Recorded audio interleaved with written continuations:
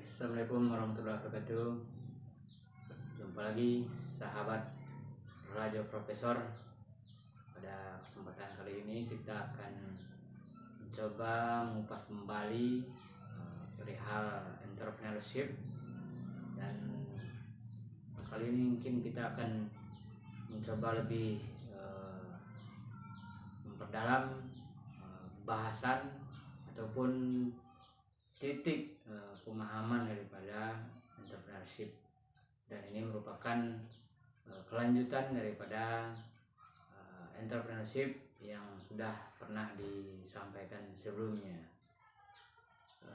Namun untuk bisa kita berbicara lebih jauh, lebih dalam, menggali lebih dalam tentang entrepreneurship yang kita coba sampaikan pada kesempatan kali ini, kita sedikit akan melihat mereview ulang seperti apa entrepreneurship yang sesungguhnya yang harus kita pahami. Karena berbicara entrepreneurship bukan hanya berbicara tentang bagaimana kita melakukan sebuah usaha ataupun perdagangan, tapi bagaimana kita menerapkan nilai-nilai, bagaimana kita mengembangkan inovasi, kreativitas atas sebuah produk, baik barang maupun jasa. Nah, di sini bagaimana kita mampu membuat diferensiasi ataupun perbedaan dengan produk lainnya, dan bagaimana kita bisa membuat sebuah ekspansi pengembangan daripada bisnis. Nah, ini titik tekan daripada entrepreneurship. Jadi bukan hanya kita berbicara tentang bagaimana menjual, tapi bagaimana membuat sebuah bisnis menjadi industri bisnis, menjadi sebuah pilar-pilar yang menopang laju pertumbuhan ekonomi sebuah negara. Sebagaimana kita lihat negara Jepang bisa maju, Korea, Cina, karena terciptanya para pengusaha, para entrepreneur di berbagai lini kehidupan di negara mereka. Itu pula yang coba pemerintah Indonesia wujudkan dengan memasukkan pelajaran entrepreneurship ke berbagai lini pendidikan, terutama dalam hal ini adalah perguruan tinggi. Maka perguruan tinggi diwajibkan untuk menanamkan nilai-nilai entrepreneurship di setiap kampus, di setiap fakultas jurusan, agar tercipta para pengusaha-pengusaha baru, pengusaha-pengusaha muda yang akan menjadi faktor pendukung penopang lajunya ekonomi Indonesia. Baik, sama kita pahami bahwa entrepreneur itu bagaimana mereka melihat sebuah kesempatan atau peluang. Nah, ini titik sentra daripada entrepreneur. Jadi kemampuan melihat peluang, kemampuan bertahan menghadapi risiko, mental entrepreneurship, jiwa pengusaha, itu yang menjadikan nilai guna ataupun point value daripada seorang entrepreneur untuk mewujudkan yang namanya tujuan dari sebuah bisnis. Entrepreneur itu seorang yang menciptakan usaha atau bisnis dan kemudian membuat sebuah kesepakatan usaha. Misalnya seorang pemasok alat perminyakan bekerjasama dengan ahli minyak yang menguasai teknologi untuk bersama-sama memasarkan produk yang syarat teknologi kepada perusahaan perminyakan. Nah, itu sebuah contoh bentuk nilai-nilai entrepreneurship dalam sebuah industri. Nah, jadi bagaimana seorang merubah sumber daya ekonomi dari satu tempat yang mempunyai potensi rendah menjadi potensi lebih tinggi dengan hasil yang lebih besar.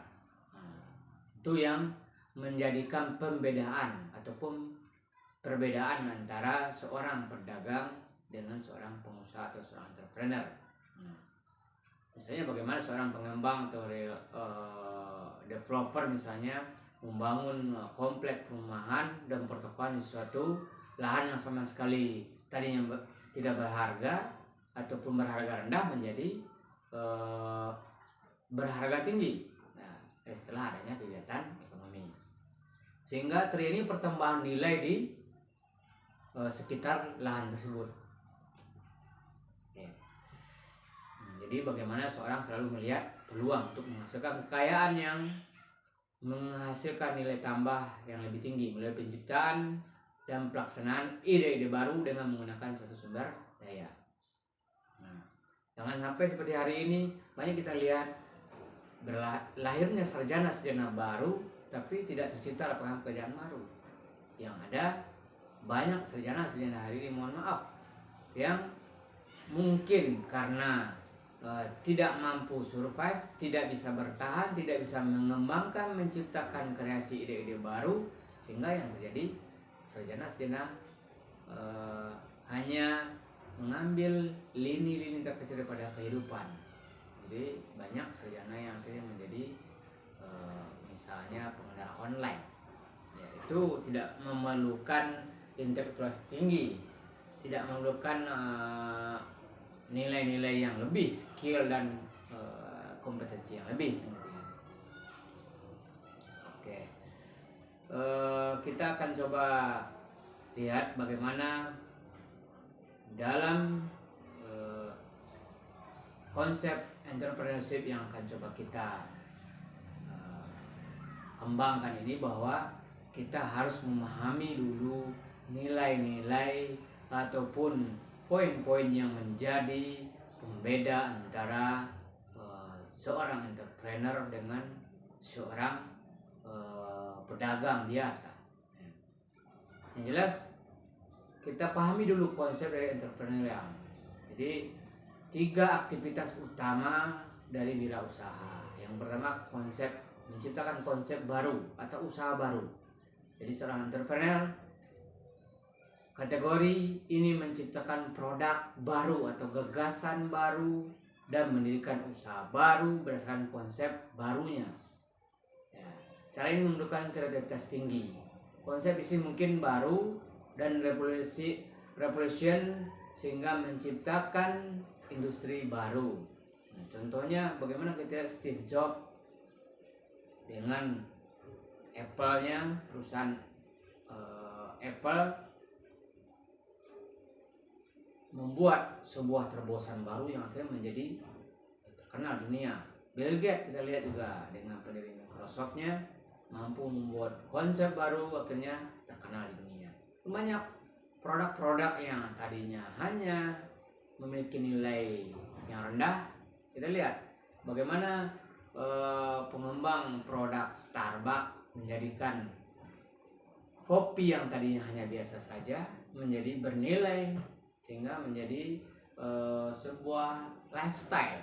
Nah, itulah yang disebut dengan sebuah konsep entrepreneur yang menciptakan konsep baru ataupun usaha baru yang akhirnya menjadi tren, menjadi favorit, bisnis favorit. Nah, ini yang harus menjadi titik tekan seorang entrepreneur, gitu ya. Yang berikutnya, konsep lama tapi usaha baru. Ya, kalau tadi konsep baru, usaha baru. Nah, konsep baru, usaha baru. Yang kedua, konsep lama, usaha baru. Nah, berapa orang mulai usaha baru berdasarkan konsep yang sudah ada. Misalnya seorang mendirikan convenient food store, itu gagasan tidak baru dan pendirinya mungkin tidak bisa disebut inovatif, tapi usahanya masih mengandung risiko keuangan. Pengusaha ini akan bersaing dengan usaha sejenis lainnya yang sehingga harus secara kreatif untuk mengusahakan sesuatu yang berbeda. Pengusaha ini seperti ini dapat disebut entrepreneur. Jadi dia dengan konsep lama, usahanya baru. Ya, kita lihat contoh di Indonesia. Nah, ini sering saya sampaikan sebagai contoh. Hari ini muncul franchise kuliner yang cukup potensial, yang populer di tengah masyarakat, menjadi tempat nongkrong anak-anak muda zaman sekarang. Kita lihat produk-produk tradisional, produk lama yang dikemas dengan secara modern dengan menggunakan tempat yang strategis, menggunakan kreasi rasa yang bagus, yang menarik, ya, lalu adanya wifi dan lain sebagainya. Kita lihat itu Surabi Enhai misalnya, seperti yang sering saya contohkan. Ini konsep lama tapi usahanya baru. Ya, konsep lama, makanan yang tradisional di Jawa Barat dijadikan sebagai penganan yang modern dengan menambah cita rasa, kreativitas, sehingga itu menjadi sebuah usaha yang maju hari ini, berada di seluruh Indonesia. Nah, ini sebuah contoh kreativitas, ya, ini pun bisa disebut entrepreneur. Lalu ada yang ketiga, konsep lama, usaha yang sedang berjalan. Nah, pengusaha yang membeli usaha yang sedang berjalan dan meneruskan usaha tanpa mengadakan perubahan dalam menjalankan operasi perusahaan, tidak diperlukan banyak aktivitas dan inovasi, tapi pengusaha ini menempuh risiko usaha karena pengusaha ini masih disebut entrepreneur karena dia mengembangkan menjadi lebih maju. Yang tadinya usaha yang sedang berjalan ini mungkin boleh jadi tidak berkembang, tapi di tangannya menjadi sebuah usaha yang maju dan berkembang. Ini pun bisa disebut seorang entrepreneur. Jadi itu gambaran proses entrepreneur. Jadi seorang entrepreneur sejati dia harus memiliki kemampuan untuk fight, yang bertarung dengan menghitung berbagai strategi. Ya, kalau kita lihat secara analisis, ada yang disebut dengan analisis SWOT, strength-nya, kekuatannya, weakness-nya, kelemahannya, opportunity-nya, ya, peluangnya, walaupun threat-nya, ancamannya. Jadi berbagai analisa dia coba teliti, dia akan meminimalisir tingkat kegagalan. Ya, itulah seorang entrepreneur. Jadi bukan sekadar bagaimana membeli barang lalu menjual, itu hanya seorang pedagang. Tapi kalau seorang entrepreneur, dia memikirkan kreativitas, inovasi, memikirkan bagaimana proses yang akan bisa mengembangkan sebuah bisnis menjadi lebih baik. Nah, tanpa ibaratnya kita harus mengalami terus-menerus kegagalan dan kegagalan, tapi dengan memangkas proses ataupun menciptakan inovasi yang baru, proses yang baru, kita bisa membuat sebuah ibaratnya kemajuan baru. Jadi tetap seorang entrepreneur harus memiliki yang pertama visi bisnis, ya, dia mampu merealisasikan idenya, gagasannya, harus memiliki impian, dreamnya. Nah, usaha apa yang kiranya memungkinkan dan dapat menghasilkan keuntungan di masa yang akan datang yang berlipat ganda. Jadi usaha harus diperhitungkan dulu, dihitung segala macam hal yang mungkin menjadi penyebab kegagalan, lalu diminimalisir. Nah, dan bagaimana mengendalikan manajemennya, mengatur keuangannya dan lain sebagainya. Bahkan kalau sebuah bisnis sudah dijadikan sebuah hobi, sebuah kegemaran, maka dia akan lebih cepat suksesnya. Kita lihat contoh entrepreneur sukses yang menekuni menjadi sebuah hobi. Pemusik Purwacaraka, sarjana teknik industri ITB, tapi karena dia menjadi seorang pengusaha musik karena kecintaan dan hobinya, dia menekuni sekolah musik. Kita lihat hari ini bagaimana sekolah-sekolah musiknya berkembang di seluruh kota-kota besar di Indonesia. Jadi yang berikutnya adalah kreativitas. Seorang entrepreneur harus memiliki daya cipta untuk mengembangkan gagasan baru, new ideas, untuk menemukan cara baru dalam melihat permasalahan dan kesempatan. Bagaimana kita lihat contohnya, kemasan nasi bungkus masa kini sangat berbeda dibandingkan produk sejenis 20 tahun yang lalu. Mungkin versi dulu sena-sena nasi bungkus, ya, nasi dan lauk pauk. Saat ini dikenal nasi kotak yang berisi nasi, sambal, minuman plastik, tisu, dessert sekaligus dalam kotak karton. Paket makanan itu adalah hasil kreativitas. Nah, kalau dulu hanya nasi bungkus saja, gitu ya. Contoh lain, sistem potret langsung atau Polaroid. Awalnya berasal dari pertanyaan seorang anak umur 3 tahun kepada ayahnya yang ahli kamera foto. pada satu piknik. Nah, anak bertanya, kenapa klise harus menunggu dicuci 1 minggu misalnya? Kenapa nggak bisa dilihat langsung? Akhirnya bapaknya terdorong memikirkan pemikiran kreatif anaknya, lalu terciptalah instan foto yang dinamakan dengan Polaroid seperti hari ini. Apalagi hari ini orang tidak perlu lagi mencuci, tinggal print out. Yang berikutnya adalah inovasi.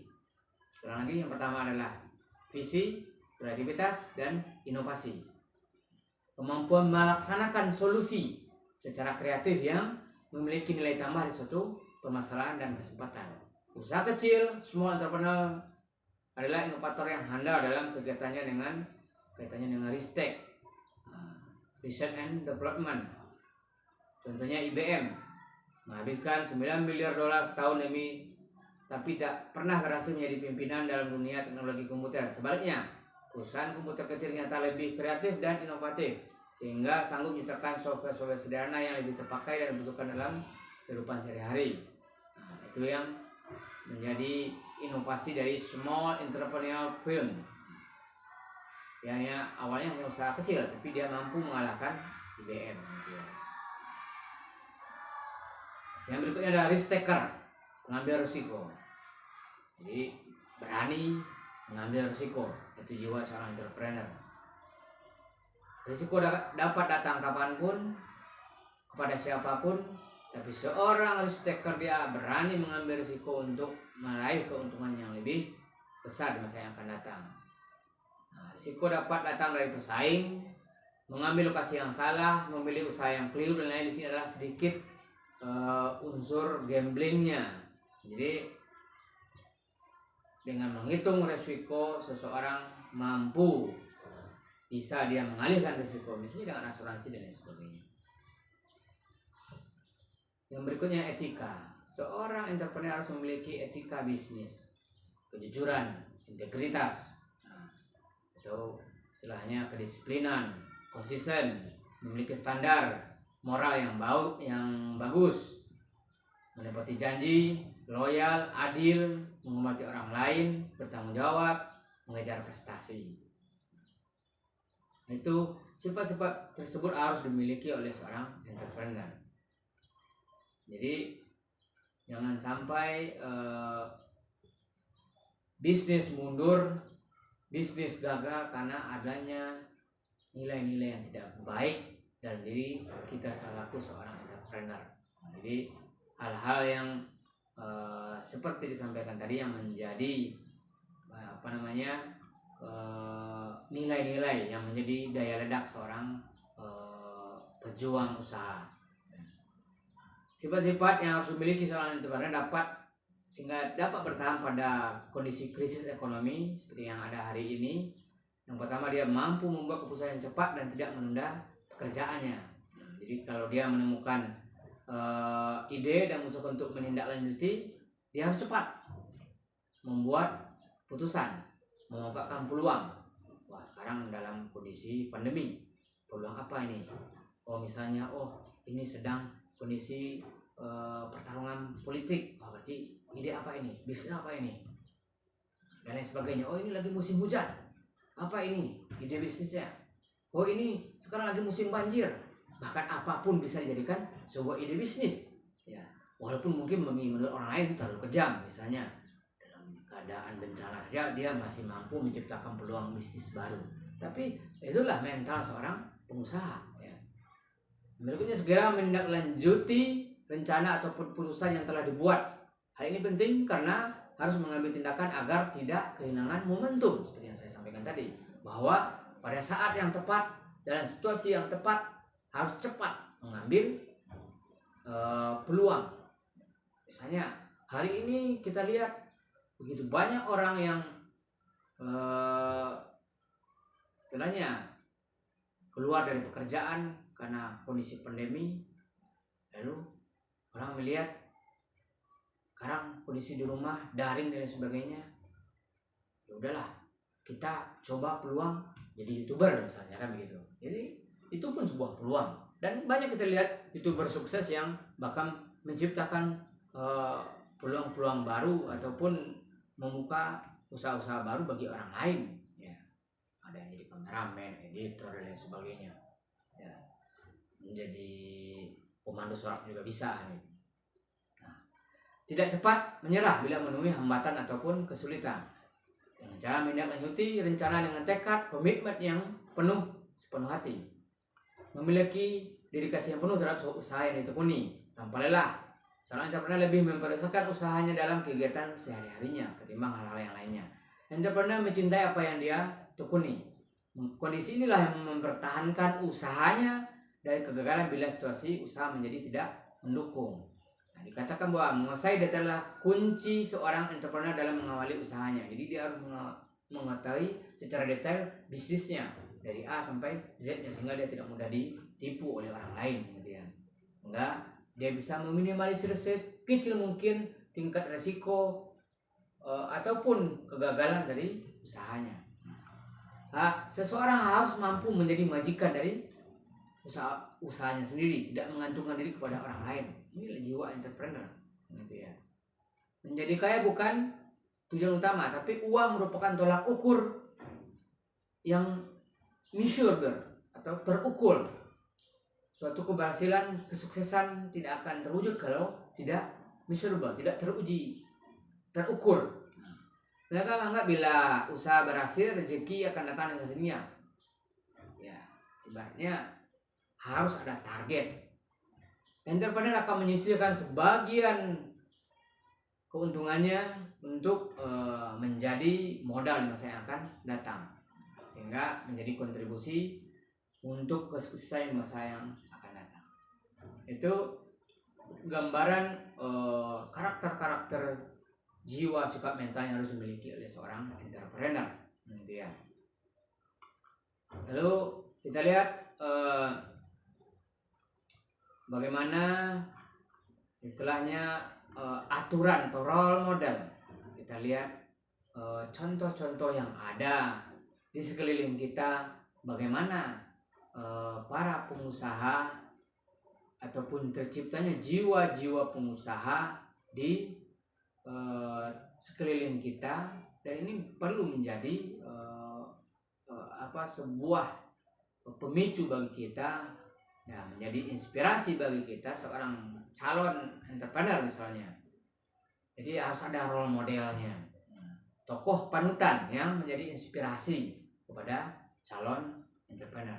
Seorang calon entrepreneur melihat role model di sekitar banyak sekali. Kita lihat bukan hanya kalau yang besar, banyak kita lihat. Dulu almarhum Bob Sadino, hari ini ada Khairul Tanjung, ya. Di Kota Padang misalnya ada Basko, Basira Foto, dan lain sebagainya. Karena bisa kita jadikan tolak ukur bahwa kita harus mencapai tingkatan yang seperti itu. Misalnya dulu calon presiden, wakil presiden kita Sandiaga Uno, muda, gagah, kaya, karena dia seorang pengusaha. Ya. Bahkan hari ini banyak dunia politik dimasuki oleh para pengusaha. Jadi kalau kita ingin sukses secara cepat, misalnya di dunia karir, kepangkatan, jabatan di dunia politik, maka jadilah pengusaha. Karena untuk membiayai ongkos politik itu memerlukan dana yang cukup besar. Seorang pengusaha, dia mampu menanggulangi itu. Jadi kalau Anda, kita semua ingin meraih free dari sisi finansial, dari sisi waktu, bahkan sampai kepada prestis, pangkat, jabatan, dan lain sebagainya, bisa dari dunia entrepreneur. Kita ambil contoh di sekeliling kita, muncul banyak usahawan kecil awalnya yang pada akhirnya menjadi besar. Karena apa? Kegigihan, keuletan, tidak pernah berhenti berjuang, fight, survive, sehingga nilai-nilai ini yang menjadikan mereka menjadi besar, bahkan menjadi terkenal bangsa ini. Khairul Tanjung bisa menjadi seorang menteri pada akhirnya karena dia seorang pengusaha. Yusuf Kala bisa menjadi wakil presiden karena dia seorang pengusaha. Dan banyak lagi yang lain, contoh-contoh yang lainnya. Kita ambil contoh, sebuah industri rotan di Cirebon awalnya berasal dari purnawirawan ABRI yang tugas akhirnya di Samarinda, kemudian menjalani masa pensiun di tempat asalnya di Cirebon. Purnawirawan ABRI ini mempelajari proses pembuatan alat-alat rumah tangga terbuat dari rotan pada saat tugasnya di Kalimantan Timur.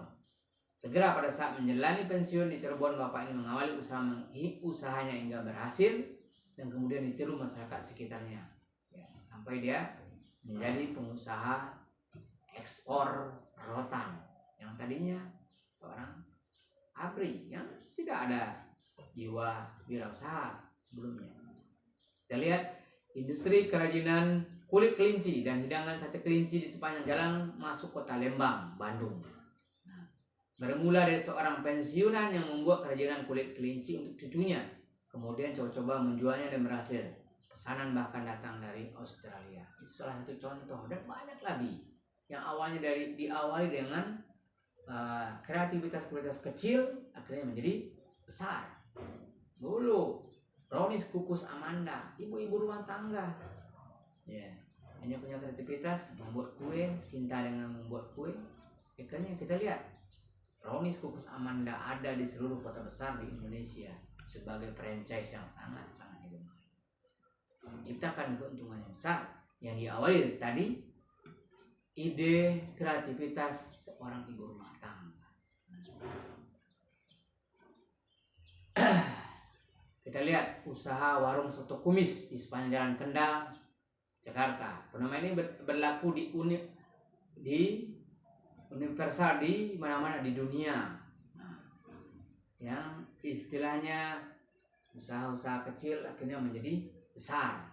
Kunci utamanya menemukan kesempatan usaha yang baik, kemudian memiliki keterampilan menindaklanjuti serta memproses kesempatan tersebut menjadi usaha yang berhasil. Untuk mengerjakannya kita harus mempersiapkan diri dengan baik. Jadi dalam entrepreneurship sama seperti hanya profesi lain, keberuntungan pun terjadi bila persiapan dan kesempatan bertemu. Kita seorang entrepreneur dia harus mampu memperhitungkan kebutuhan pembeli atau customer need. Nah, ini yang paling penting. Ini menjadi seorang pengusaha sukses. Kita lihat, kita kaji, kita evaluasi, kita riset di sekeliling kita, masyarakat membutuhkan apa. Segala sesuatu yang diawali dari customer need itu akan bertahan sangat-sangat lama, karena kebutuhan masyarakat bukannya hilang tapi akan terus berkembang, ya. Seorang entrepreneur melontarkan gagasan usaha sering melupakan siapa target pembeli potensial atau potensial customer. Tidak akan ada pasar bila calon pembeli tidak ada. Itu sudah masa lalu. Industri mencetak, membuat sesuatu lalu lemparkan, bukan begitu. Lakukan riset, lakukan development, lakukan evaluasi bisnis, lakukan peninjauan ke lapangan, kebutuhan masyarakat apa, kebutuhan konsumen apa, lalu ciptakan. Bukan kita ciptakan lalu lemparkan, itu tidak akan berhasil pada saat sekarang ini. Jadi barang yang harus dilemparkan ke pasar harus sesuai dengan yang dibutuhkan oleh pasar. Pembeli harus yakin bahwa bisnis yang kita tawarkan kepada masyarakat atau barang kita tawarkan kepada masyarakat memiliki nilai yang lebih baik dengan harga mungkin yang mereka butuhkan sesuai dengan kondisi kantong mereka. Berarti kita harus mempertimbangkan, memperhitungkan kondisi para pesaing juga. Harga seperti apa yang dikeluarkan oleh pesaing, kita harus mampu bersaing, ya. Jadi target pembeli kita harus jelas. Oke, secara teori, strategi bisnis, segmented, targeting, positioning. Segmentasikan pasarnya, kelompokkan pasarnya, lakukan target yang mana yang akan menjadikan bidikan sasaran kita. Lalu lakukan positioning, posisikan, citrakan produk kita, promosikan produk kita di tengah masyarakat. Lalu timingnya, tepat waktu untuk momentumnya kita melaunchingkan ataupun menggulirkan produk kita di pasaran. Banyak contoh di mana kesempatan usaha yang baik hanya terjadi dalam waktu singkat. Contohnya bisnis rumah makan. Pada saat ekonomi yang baik, rumah makan berkualitas tinggi yang harganya relatif mahal akan mendapatkan pasarnya. Tapi pada saat ekonomi menurun, rumah makan jenis ini akan menderita dibandingkan rumah makan yang jadi sederhana seperti hari ini. Makanya banyak kita lihat restoran besar dalam kondisi COVID ini banyak tidak dapat pelanggan. Tapi kita lihat rumah makan kecil tetap laku karena itu kebutuhan dasar manusia yang disesuaikan dengan kondisi masyarakat pada saat itu. Pernah suatu tahun 65 di Kota Bandung ada gagasan membuka usaha roti bakar pada malam hari. Usaha tersebut mendapat sambutan sangat baik dari para mahasiswa yang memerlukan makanan kecil murah di malam hari yang dingin pada saat mereka belajar. Bisnis roti bakar segera booming menyamar di sekitar pemukiman mahasiswa sebagian Kota Bandung. Kalian ini yang lazim disebut window of opportunity bagi calon entrepreneur. Hanya berlangsung sekitar 2 tahun sebelum bisnis ini menurun karena jauh jenuh dan muncul makanan-makanan kecil atau snack-snack impor misalnya. Nah, seiring juga dengan kebijakan-kebijakan baru dari pemerintah pada waktu itu. Dan itu pun berlanjut terus-menerus karena keadaan berputar. Seperti hari ini pun banyak terjadi seperti itu. Pada ya istilahnya window opportunity tadi terjadi peluang sesaat. Nah, itu harus segera dimanfaatkan timingnya gitu ya. Jadi yang berikutnya bagaimana kita menentukan kebutuhan akan resource kita, sarana kita. Nah, seorang entrepreneur yang sukses sangat hemat dengan sumber yang langka. Mereka menekan biaya rutin operasi overhead rendah, produktivitas tinggi, dan kepemilikan kapital aset modal aset rendah.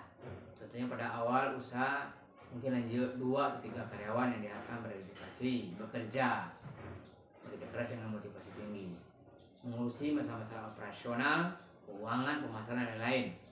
Pengeluaran biaya overheadnya dikontrol sangat ketat. Efisiensi perusahaan dipertahankan tinggi untuk menciptakan daya saing karena kita harus bersaing dari sisi harga. Kalau overhead kita tinggi, kalau istilahnya modal kita tinggi, biaya produksi kita tinggi, maka kita tidak akan mampu bersaing. Jadi itu beberapa hal yang perlu dipertimbangkan seorang entrepreneur dalam istilahnya memulai sebuah usaha. Oke, poin yang lain bahwa kita selaku seorang pengusaha, seorang entrepreneur, di samping kita menghitung timing tadi, menghitung sumber daya kita, modal awal kita, startup kapital kita pun menjadi sebuah pertimbangan. Sampai pada titik di mana dia ibaratnya kita sudah menyusun rencana usaha dengan mempelajari sarana apa yang dibutuhkan untuk membuka usaha, menyusun strategi rencana usaha, bisnis plan kita, maka kemudian kita akan tahu berapa modal awal kita. Makanya di pelajaran sebelumnya kita belajar tentang membuat bisnis plan ya untuk mengukur sampai sejauh mana kekuatan bisnis kita dalam segala halnya. Lalu strategi apa yang akan kita jalankan untuk mengembangkan bisnis kita, menjalankan usaha baru ini. Setelah gagasan suatu rencana usaha dipastikan, rencana bisnis plan-nya disusun, semua sarana yang dibutuhkan telah dihimpun, maka seorang entrepreneur siap untuk mengawali usaha barunya. Faktor penting adalah yang menjadi pegangan seorang entrepreneur untuk menjalankan usahanya. Yang pertama, dia harus menggunakan teknologi baru untuk menciptakan produk baru, menggunakan teknologi yang ada untuk menciptakan produk baru, menggunakan teknologi yang ada untuk membuat produk lama dengan cara yang baru. Nah, ini faktor menjadi pegangan yang mana yang akan dia pilih kan gitu ya. Yang berikutnya, carilah sumber baru dari sumber yang ada, new source of resource, yang memungkinkan entrepreneur memproduksikannya lebih murah. Jadi mencari sumber-sumber yang lain yang sehingga dapat modal atau biaya yang lebih murah. Mengembangkan pasar baru untuk produk yang ada. Fokus pada spesialisasi kita. Niche market akan diterangkan ya. Ibaratnya next market kita di mana, itu harus fokus di sana, atau core bisnis kita. Melihat kesempatan membuat putusan yang tepat. Tentunya sering jadi pada arena pertandingan olahraga, tenis misalnya. Dijual berbagai alat olahraga tenis seperti sepatu, raket tenis, kaos, olahraga dan sebagainya. Nah, di arena olahraga tenis. Nah, ini bagaimana melihat peluang tadi. Terbuka dan sangat tanggap pada perubahan. Itu jangan hobi dengan perubahan. Harus terbuka, harus fleksibel. Nah, inovator yang tidak mengalah. Jadi itu beberapa hal faktor penting yang menjadi pegangan bagi entrepreneur untuk menjalankan usahanya. Nah, pertama, gunakan teknologi baru untuk menciptakan produk baru, gunakan teknologi yang ada untuk menciptakan produk baru, gunakan teknologi yang ada untuk membuat produk lama dengan cara yang baru, lalu cari sumber baru dari sumber yang ada, kembangkan pasar baru untuk produk yang ada, fokus pada niche market, melihat kesempatan dan membuat putusan yang cepat, terbuka dan sangat tanggap pada perubahan. Dan seorang entrepreneur adalah inovator yang tidak mengenal lelah. Ada 5 kesempatan di pasar yang entrepreneur dapat memanfaatkan secara inovatif. Yang pertama, masalah di pasaran yang perusahaan kita dapat pecahkan. Masalah apa di pasaran yang bisa dipecahkan oleh perusahaan, dalam artian menjadi sebuah inovasi, perubahan dalam peraturan, situasi atau tren, penemuan baru dari satu produk atau jasa, persaingan. Bila kita dapat ditemukan jalan untuk bersaing dari segi harga, lokasi, kualitas, reputasi, kepercayaan pembeli, atau kecepatan, kita dapat menciptakan sukses dari usaha yang kita tekuni. Kemajuan teknologi, ilmuwan dapat menciptakan teknologi baru, tapi entrepreneur dapat menciptakan cara memasarkannya yang baru.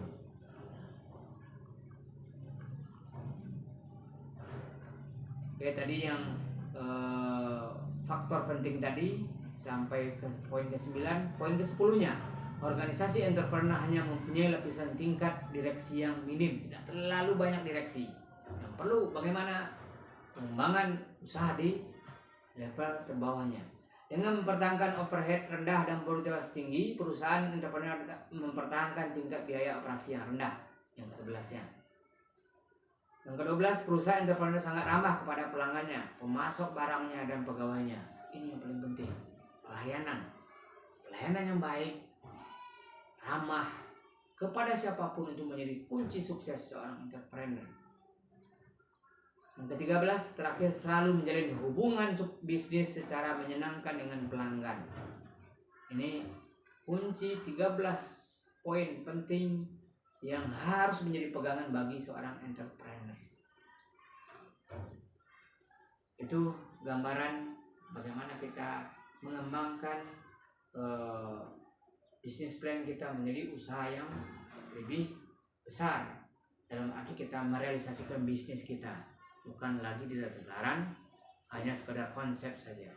Jadi bagaimana hal-hal yang kita sampaikan tadi menjadi poin-poin penting bagi seorang entrepreneur untuk bisa maju, sukses, dan meraih keuntungan, kebebasan finansial, kebebasan secara waktu, bisa bahkan mencapai puncak-puncak tertinggi dari kehidupan di negara ini karena jalan menjadi seorang entrepreneur, pengusaha. Siapapun itu, di samping di satu sisi mereka membantu pemerintah menggerakkan roda ekonomi, di sisi yang lain dia membantu dirinya untuk menciptakan kebebasannya, tidak terikat, tidak menjadi budak orang lain, tidak menjadi budak kekuasaan, tidak menjadi budak waktu, tidak menjadi budak uang, tapi uang yang kita perbudak, uang yang kita kuasai, menjadi sebuah sarana, sebuah senjata, ya, sebuah media untuk mencapai keinginan, mewujudkan harapan, impian, sehingga kita bisa duduk sama rendah, berdiri sama tinggi dengan orang lain, dengan para pengusaha-pengusaha yang lainnya. Oke, sekian dari saya. Semoga ada guna dan manfaatnya. Terima kasih. Assalamualaikum warahmatullahi wabarakatuh.